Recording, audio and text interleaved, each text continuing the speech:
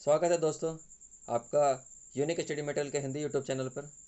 दोस्तों आज आधुनिक भारत के 25 मोस्ट इम्पॉर्टेंट क्वेश्चंस को पढ़ेंगे, तो बिना स्किप किए पूरा वीडियो देखें। और फ्रेंड्स, अगर इन 25 क्वेश्चनों का अगर आपको पीडीएफ लिंक चाहिए तो नीचे टेलीग्राम को डिस्क्रिप्शन बॉक्स में टेलीग्राम लिंक दिया हुआ है, उस टेलीग्राम को लिंक को क्लिक करें और टेलीग्राम ज्वाइन करें। तो चलिए वीडियो को शुरू करते हैं। तो फ्रेंड्स, पहला क्वेश्चन है कि अंग्रेजी संसद में भारत सरकार अधिनियम कब पारित हुआ था। तो अंग्रेजी संसद में भारत सरकार अधिनियम कब पारित हुआ था? 1858 ईस्वी में। कब पारित हुआ था? 1858 ईस्वी में। याद रखेंगे, 1858 ईस्वी में। तो चलिए नेक्स्ट क्वेश्चन को देखते हैं। दूसरा है कि भारतीय राष्ट्रीय कांग्रेस का 1856 का अधिवेशन निम्नलिखित में से किसके लिए विख्यात है? 1896 का जो अधिवेशन है वो किसके लिए विख्यात है? तो पहली बार राष्ट्रीय गीत गाया गया था। 1896 का अधिवेशन में पहली बार राष्ट्रीय गीत गाया गया था। ठीक है, और हमारा राष्ट्रीय गीत क्या है? वंदे मातरम। इसको किसने लिखा? तो वो बंकिम चंद्र चटर्जी ने। किसने? बंकिम चंद्र चटर्जी ने। और ये आनंद मठ से प्रकाशित हुआ था। किससे हुआ था? आनंद मठ से प्रकाशित हुआ था। तो चलिए नेक्स्ट क्वेश्चन को देखते हैं। निम्नलिखित में से किस गवर्नर जनरल को भारतीय प्रेस का मुक्तिदाता कहा जाता है? प्रेस का मुक्तिदाता क्या था कि प्रेस को स्वतंत्रता थी, अपनी पत्रकारिता के लिए प्रेस को स्वतंत्र किया गया था। तो उन्होंने किसने किया था? सर चार्ल्स मेटकाफ ने। सर चार्ल्स मेटकाफ ने किया था।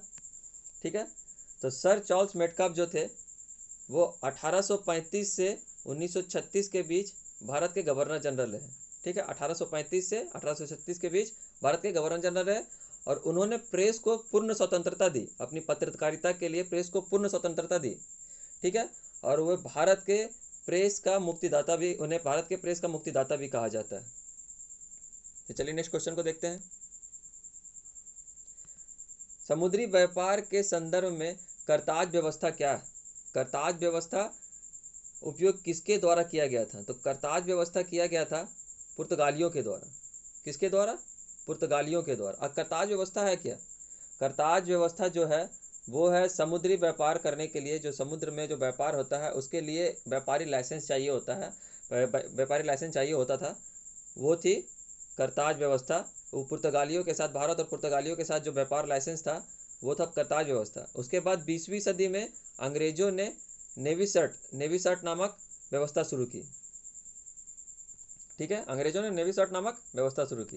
तो चलिए नेक्स्ट क्वेश्चन को देखते हैं। सुरेंद्र नाथ बनर्जी के बारे में निम्नलिखित में से कौन सा कथन सही नहीं है? यहाँ पर पूछ रहा है कि सुरेंद्र नाथ बनर्जी के बारे में कौन ऐसा बात है जो सही नहीं है। तो वे इंडियन नेशनल एसोसिएशन के सह संस्थापक थे।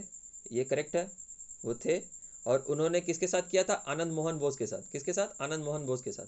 वे कोलकाता के रिपन कॉलेज के संस्थापक थे। ये भी सही है, वो कोलकाता के रिपन कॉलेज के संस्थापक थे।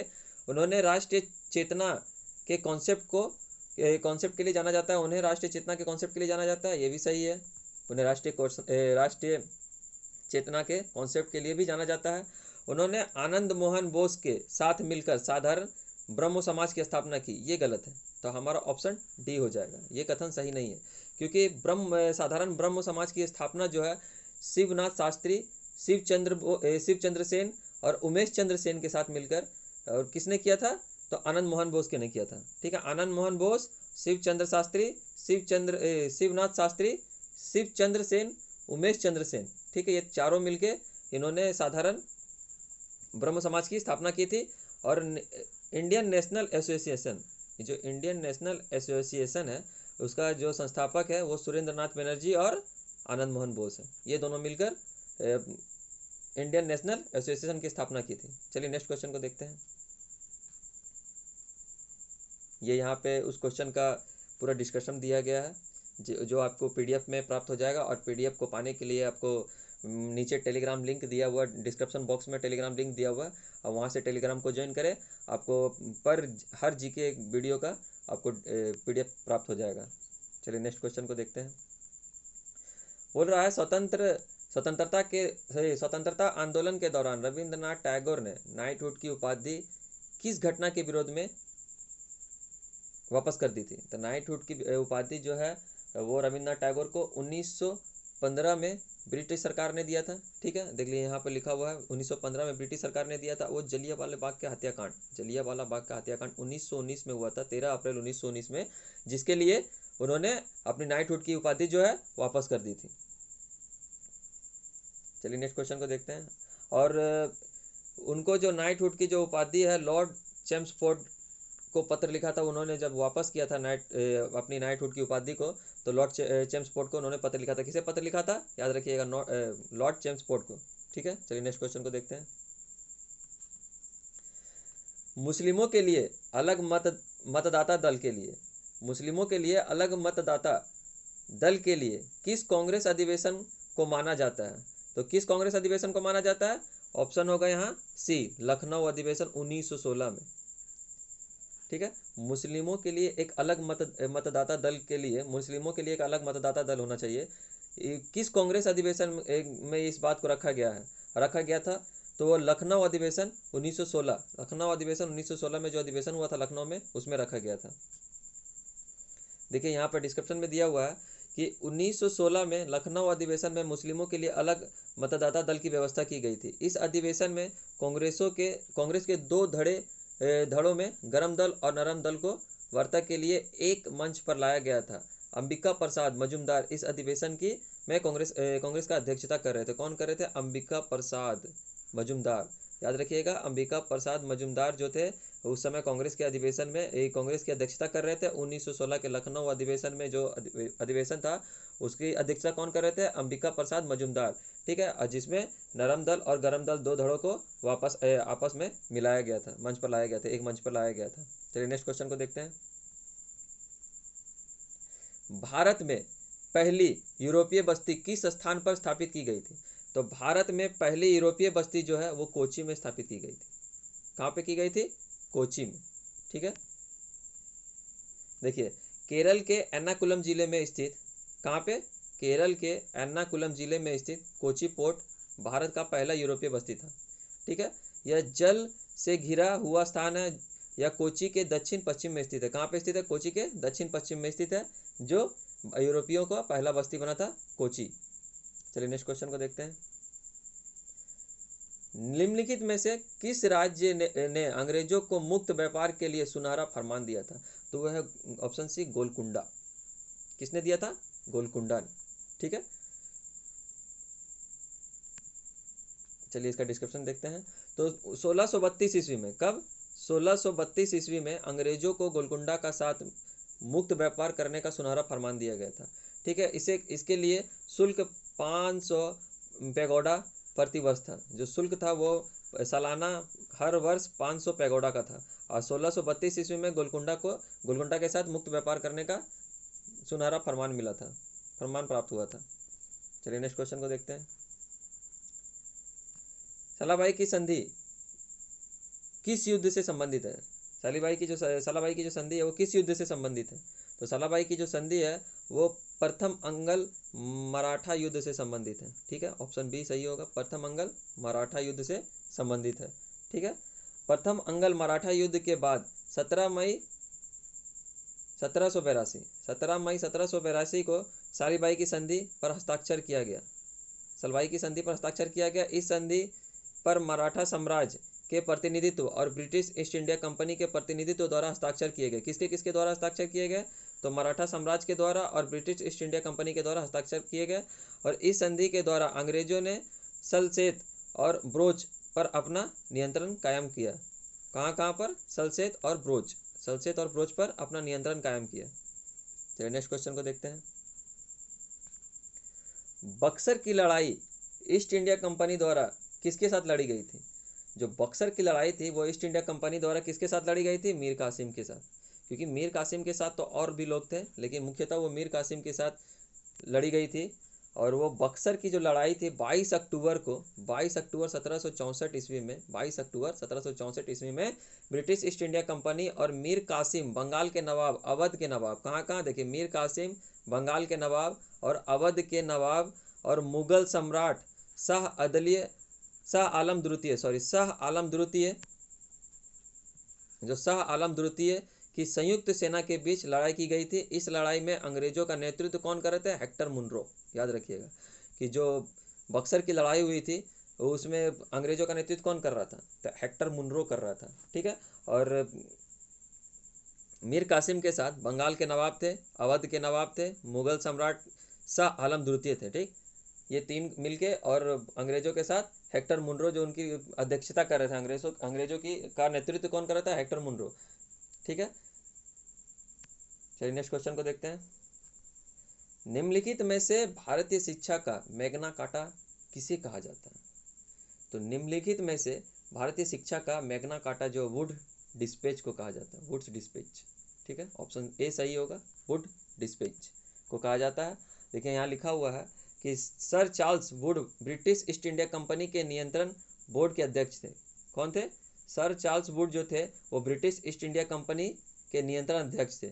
उन्होंने 1854 ईस्वी में, कब? 1854 ईस्वी में डलहौजी के साथ एक प्रश्न भेजा था। उन्होंने सुझाव दिया था कि प्राथमिक विद्यालय में मातृभाषा को पढ़ानी चाहिए। जो प्राथमिक विद्यालय है वहाँ पर मातृभाषा थी भारत की, उसे पढ़ाई होनी चाहिए और उच्च विद्यालयों में अंग्रेजी शिक्षा भी होनी चाहिए।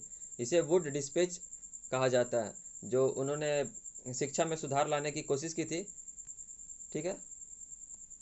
चलिए नेक्स्ट क्वेश्चन को देखते हैं। वर्नाकुलर प्रेस अधिनियम, शास्त्र अधिनियम किस वारासराय के द्वारा पारित किया गया था? वर्नाकुलर प्रेस अधिनियम और शास्त्र अधिनियम किस वारासराय के द्वारा पारित किया गया था? तो वो ए है लॉर्ड लिल्टन। किसके द्वारा? लॉर्ड लिल्टन के द्वारा, ठीक है। लॉर्ड लिल्टन 1876 और 1880 के दौरान भारत के वारासराय थे। कब कब? 1876 और 1880 के दौरान भारत के वारासराय थे। 1876 और 1878 के अकाल को सही ढंग से ना संभाल पाने के लिए उनकी कड़ी आलोचना हुई थी। जब 1876 और 78 में जब अकाल आया था भारत में, तो उसको सही तरीक़ा से नहीं संभाल पाने के कारण उनकी कड़ी आलोचना हुई थी और उन्होंने वर्नाकुलर प्रेस अधिनियम पर वह शास्त्र अधिनियम 1878 को पारित किया था। किसने किया था? लॉर्ड लिल्टन ने वर्नाकुलर प्रेस व शास्त्र अधिनियम, ठीक है। शास्त्र अधिनियम या वर्नाकुलर प्रेस अधिनियम, ठीक है, 1878 ईस्वी को पारित किया था। चलिए नेक्स्ट क्वेश्चन को देखते हैं।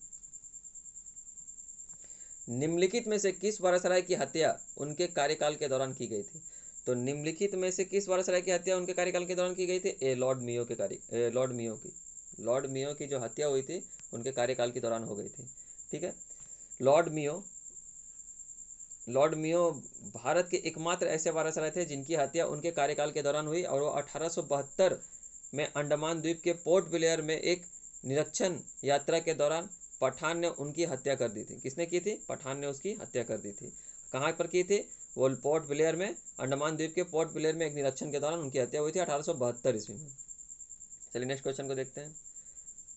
लॉर्ड रिपन ने हंटर आयोग का गठन किस लिए किया था? लॉर्ड रिपन जो थे उन्होंने हंटर आयोग का गठन किस लिए किया था? तो हंटर आयोग का गठन जो था, वो हंटर आयोग जो है शिक्षा से संबंधित है। किससे संबंधित है? शिक्षा से संबंधित है, शिक्षा सुधार से संबंधित है। इसीलिए ऑप्शन बी सही होगा। भारत में शिक्षा सुधार के लिए हंटर आयोग का गठन हुआ था, जिन्होंने लॉर्ड रिपन ने किया था, ठीक है। देखिए लॉर्ड रिपन ने 3 फरवरी 1882 ईस्वी को सर विलियम हंटर की अध्यक्षता में, किसकी अध्यक्षता में? सर विलियम हंटर की अध्यक्षता में शिक्षा आयोग का गठन किया था, ठीक है। लॉर्ड रिपन और सर विलियम हंटर ये दोनों मिलके 3 फरवरी 1882 ईस्वी को शिक्षा आयोग का गठन किया और विलियम हंटर वारासराय की कार्यकारी परिषद के सदस्य थे। विलियम हंटर जो थे वारासराय की कार्यकारी परिषद के सदस्य थे। इस आयोग ने भारत में शिक्षा सुधार के लिए प्रारंभिक शिक्षा व उच्च शिक्षा के सुधार के लिए कई महत्वपूर्ण सुझाव दिए। जो आयोग था इनका, उन्होंने भारत में शिक्षा सुधार के लिए प्रारंभिक से लेकर उच्च शिक्षा सुधार के लिए कई महत्वपूर्ण सुझाव दिए। चलिए नेक्स्ट क्वेश्चन को देखते हैं। भारतीय टंकन काजी मुद्रा अधिनियम किस वायसराय ने पारित किया था? भारत में टंकन काजी मुद्रा अधिनियम किस वायसराय ने पारित किया था? तो वो वायसराय थे लॉर्ड कर्जन। किसने? लॉर्ड कर्जन ने टंकन काजी मुद्रा अधिनियम को पारित किया था।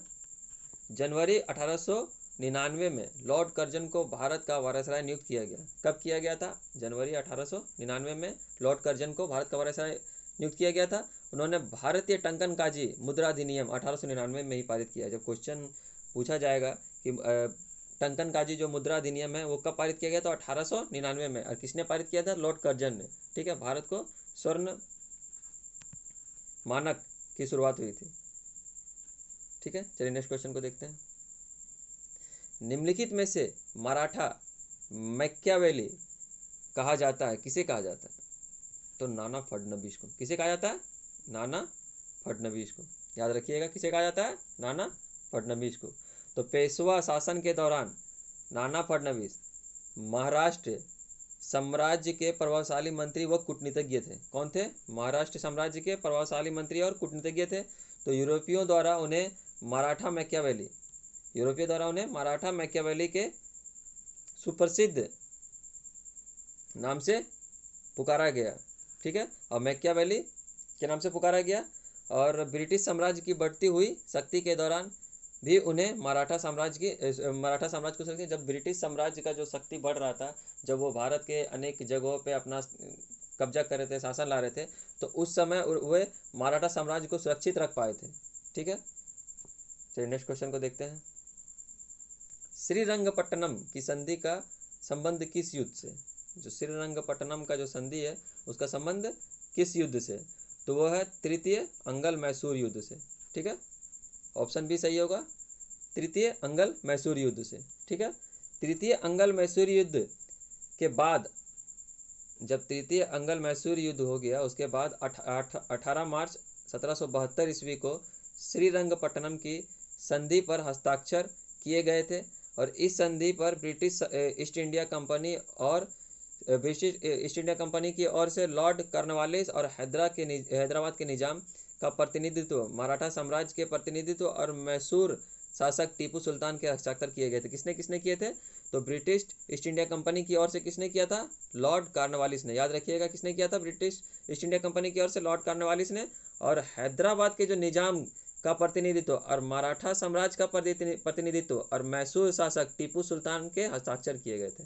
ठीक, उस समय मैसूर का शासक कौन था? टीपू सुल्तान था। ठीक है, वो तीनों ने मिलकर हस्ताक्षर किया था। तो चलिए नेक्स्ट क्वेश्चन को देखते हैं। क्वेश्चन नंबर 19, पूना समझौता के संदर्भ में कौन सा कथन असत्य है? कौन सा कथन असत्य है? इस तरह के क्वेश्चनों में हमेशा ध्यान रखिएगा सत्य और असत्य का, क्योंकि बहुत सारे माने कि बच्चे जो है वो इस पर कंफ्यूज होकर वो सही से ध्यान नहीं देते हैं और गलत टिक मार के चले आते हैं। तो चलिए 19 नंबर का क्वेश्चन है कि पूना समझौते के संदर्भ में कौन सा कथन असत्य है? तो कौन सा कथन असत्य है? तो ये है, यह समझौता जवाहरलाल नेहरू और अंबेडकर के बीच हुआ था। ठीक है, दूसरा है, इसके तहत वंचित वर्ग के संयुक्त मतदाता समूह में रहने का फैसला किया था। ठीक है, तीसरा है, प्रांतीय विधान पालिकाओं में वंचित वर्ग को सीट आरक्षित की गई थी। इसके द्वारा सिविल सेवाओं में वंचित वर्ग को समुचित प्रतिनिधित्व प्रदान किया गया था। पहले डी सही है। और प्रांतीय विधान पालिकाओं के में वंचित वर्ग को सीट आरक्षित की गई थी, ये भी सही है। इसके तहत वंचित वर्ग ने संयुक्त मतदाताओं के समूह में रहने का फैसला किया था, ये भी सही है। तो ऑप्शन ए गलत है, ये ऑप्शन ए गलत है। ठीक है, देखिए नोट में, उपरोक्त में से पहला कथन असत्य है। पूना समझौता महात्मा गांधी और भीमराव अंबेडकर के बीच हुआ था। किसके बीच हुआ था? याद रखिएगा, पूना समझौता जो हुआ था महात्मा गांधी और भीमराव अंबेडकर के बीच हुआ था। पूना समझौता महात्मा गांधी और भीमराव अंबेडकर के बीच हुआ था। तो चलिए नेक्स्ट क्वेश्चन को देखते हैं। मेरा 20 नंबर का क्वेश्चन है, महाद सत्याग्रह का नेतृत्व किसने किया था? तो महाद सत्याग्रह का नेतृत्व जो था भीमराव अंबेडकर ने किया था। किसने किया था? भीमराव अंबेडकर ने। ठीक है, महाद सत्याग्रह का नेतृत्व भीमराव अंबेडकर ने 20 मार्च 1927 ईस्वी में किया था। यह सत्याग्रह महाराष्ट्र के रायगढ़ में महाद नामक स्थान से हुआ था। ठीक है, कहाँ से हुआ था? महाद नामक स्थान से हुआ था। महाद नामक स्थान से हुआ था। महाद सत्याग्रह का नेतृत्व भीमराव अंबेडकर कर रहे थे। और वो सत्याग्रह कब हुआ था? 1917 में, 20 मार्च 1917 में। और यह सत्याग्रह महाराष्ट्र के रायगढ़ जिले से महाद नामक स्थान से हुआ था, इसलिए ये महाद सत्याग्रह कहलाया। चलिए 21 नंबर क्वेश्चन को देखते हैं। ईस्ट इंडिया कंपनी ने किस वर्ष बंबई को पुर्तगालियों से आजाद किया था? तो बंबई को पुर्तगालियों से आजाद किस वर्ष किया था? 1668 ईस्वी में। ठीक है, कब किया था? 1668 ईस्वी में। तो ईस्ट इंडिया कंपनी ने बंबई को पुर्तगाल से 1668 ईस्वी में उनसे प्राप्त किया था। और ईस्ट इंडिया कंपनी जो थी 1668 ईस्वी में प्राप्त की थी। और ईस्ट इंडिया कंपनी जो थी तुरंत इसकी किलाबंदी की गई थी। ईस्ट इंडिया कंपनी जो थी तुरंत इसकी किलाबंदी कर दी थी। इसके बाद अंग्रेजों ने सूरत की जगह बम्बई को अपना मुख्यालय बनाया। तो अंग्रेजों का पहला मुख्यालय कहाँ था? वो सूरत था। और लेकिन वो जब बम्बई से पुर्तगालियों को हरा कर भगाने के बाद वहाँ पर अपना पहला मुख्यालय बनाया। ठीक है, अपना मुख्यालय बना लिया। कहाँ पे? बम्बई में। चलिए नेक्स्ट क्वेश्चन को देखते हैं। गुलामगिरी नामक पुस्तक किसने लिखी थी? तो गुलामगिरी नामक पुस्तक जो थी वो ज्योतिबा फुल्ले ने लिखी थी। किसने लिखी थी? ज्योतिबा फुल्ले ने। ठीक है, ज्योतिबा फुल्ले ने 1873 में, कब? 1873 में गुलामगिरी नामक पुस्तक लिखी थी। यह पुस्तक अमेरिका की दास प्रथा पर आधारित है। किस पर आधारित है? अमेरिका की दास प्रथा पर। चलिए नेक्स्ट क्वेश्चन को देखते हैं। 23 नंबर क्वेश्चन कह रहा है कि रविंद्रनाथ टैगोर को नाइटहुड उपाधि किस वर्ष दी गई थी? तो ये आप लोगों को पता ही होगा कि 1915 में दी गई थी। 1915 में कब दी गई थी? 1915 में। देखिए, रविंद्रनाथ टैगोर को ब्रिटिश सरकार ने 1915 ईस्वी में नाइटहुड की उपाधि से सम्मानित किया था। और वो 13 अप्रैल 1919 को जलियांवाला बाग हत्याकांड की घटना के दुखद होकर वो नाइटहुड की उपाधि उन्होंने वापस कर दी थी। कब की थी? वो उन्हें मिला था 1915 ईस्वी में, ब्रिटिश सरकार ने दिया था। और 13 अप्रैल 1919 ईस्वी में जलियांवाला बाग के हत्याकांड के दौरान वो दुखी होकर नाइटहुड की उपाधि को वापस कर दिया था। ठीक है, चलिए 24 नंबर क्वेश्चन, नेक्स्ट क्वेश्चन को देखते हैं। स्वतंत्रता के समय भारतीय राष्ट्रीय कांग्रेस के अध्यक्ष कौन थे? स्वतंत्रता जब हुई थी उस समय भारतीय राष्ट्रीय कांग्रेस का अध्यक्ष कौन था? तो जेबी कृपलानी था। कौन था? जेबी कृपलानी थे। कौन थे? जेबी कृपलानी। तो जीवंत राम भगवान दास कृपलानी भारत की स्वतंत्रता के समय कांग्रेस के अध्यक्ष थे। और जेबी कृपलानी एक दार्शनिक, गांधीवादी, समाजवादी, पर्यावरणवादी और स्वतंत्रता सेनानी थे। ठीक है, जीवंत राम भगवान दास कृपलानी, इनका जेबी कृपलानी का पूरा नाम क्या है? जीवंत राम भगवान दास कृपलानी। जीवंत राम भगवान दास कृपलानी। ठीक है, और भारत की स्वतंत्रता के समय कांग्रेस के अध्यक्ष थे। और कृपलानी एक दार्शनिक, गांधीवादी, समाजवादी, पर्यावरणवादी, स्वतंत्रता सेनानी थे। जिन्होंने गांधीवाद,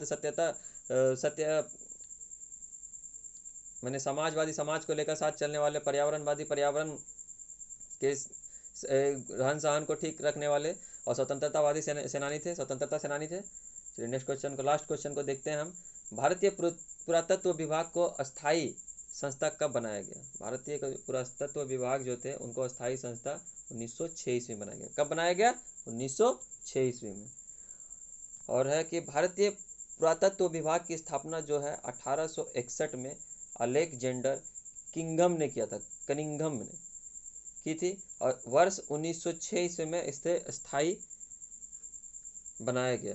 कब बनाया गया? वर्ष 1906 ईस्वी में इसे अस्थायी बनाया गया। 1861 में इसे अलेक्जेंडर कनिंघम में इसकी स्थापना की थी। तो फ्रेंड्स, अगर आपको वीडियो पसंद आए तो लाइक करें, सब्सक्राइब करें और शेयर करें।